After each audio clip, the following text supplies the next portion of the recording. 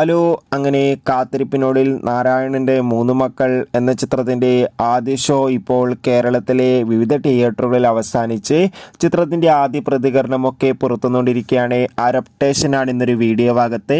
വീഡിയോയിലേക്ക് മുൻപ് video like ചെയ്യുക, ചാനൽ സബ്സ്ക്രൈബ് ചെയ്യുക. ജനുവരി മാസം ഫെബ്രുവരി മാസം OTT റിലീസ് ചെയ്ത ചിത്രങ്ങളുടെ വീഡിയോ നമ്മുടെ ചാനൽ ഭാഗം പരിശോധിച്ചാൽ നിങ്ങൾക്ക് കാണാൻ വേണ്ടി സാധിക്കുന്നതായിരിക്കും. ജോജോ, സുരാജ് എന്നൊക്കെ പ്രധാന കഥാപാത്രങ്ങളായിട്ട് ഇന്ന് റിലീസിനെത്തിയ ചിത്രമായിരുന്നു നാരായണൻ്റെ മൂന്ന് മക്കൾ. എല്ലാ സിനിമാ പ്രേമികളും ഒരേപോലെ ചിത്രത്തിൻ്റെ റിലീസിനായി ഏറെ ആകാംക്ഷയോടെ കാത്തിരിക്കുന്നുണ്ടായിരുന്നു.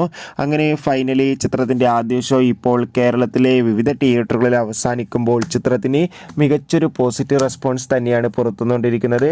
ചിത്രം കാണുന്ന സിനിമാ പ്രേമികളെല്ലാവരും ഒന്നടങ്കം പറയുകയാണ്, നാരായണൻ്റെ മൂന്ന് മക്കൾ എന്ന ചിത്രം മികച്ചൊരു ഫാമിലി എൻ്റർടൈൻമെൻ്റ് ആണെന്നും ചിത്രത്തിൽ ജോജുവിൻ്റെയും സുരാജിൻ്റെയും മികച്ച അഭിനയം തന്നെ കാണാൻ വേണ്ടി സാധിക്കുന്നുണ്ടെന്നും.